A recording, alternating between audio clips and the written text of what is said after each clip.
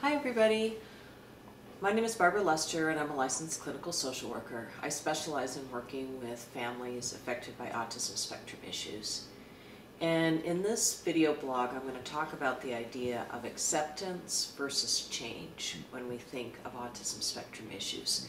And I think this is an area that people struggle with a lot, whether it's children, thinking about how they feel about the diagnosis, or whether it's parents who are thinking about are they going to be able to change their child or cure their child, or what things can be changed and what can't, or whether we think about it from the perspective of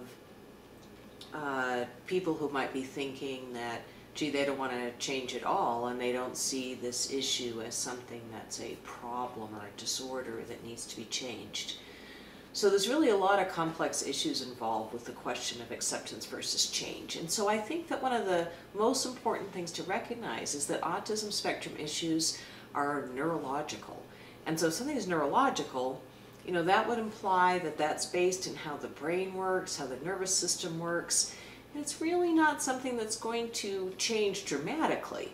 There may be some problem behaviors that are rooted in that neurological functioning that someone could address. So for instance, if a child has difficulty with what we might think of as a neurological storm, a major meltdown or a tantrum, there might be things that that child could learn that will help reduce the chance of those sort of neurological storms being triggered.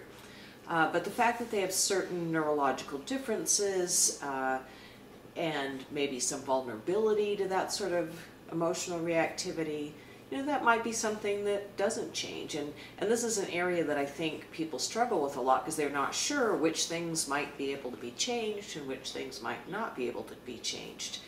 And sometimes it can be more helpful to think of this as a part of the normal range of human differences. Whereas other people might think of it more clearly as that issue of that it's a disorder, which means specifically, that it's a big problem in a number of different areas. And, one of the ways to think about it too is how someone has been affected by it. So if we have, say, a young man who's a college student, he's on the spectrum and he might be somewhat different from some of the others his age, but he's doing really well, we might think about that in a somewhat different way than another young man of the same age who, for instance, is nonverbal and isn't able to live on his own.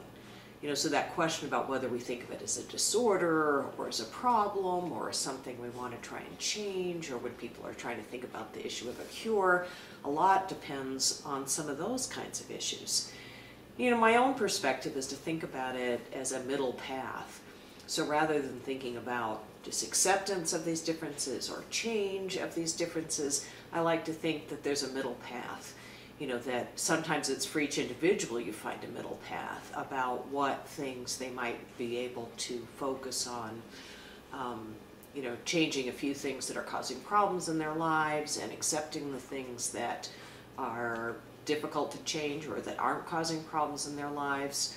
Or a middle path between those positions of thinking of, that we're going to accept all differences versus that we're going to try and change all differences. But, what is the middle path in that? And also each person's right to self-determination, whether they think that they really focus on accepting themselves for who they are at that moment versus feeling that they need to change in order to be accepted.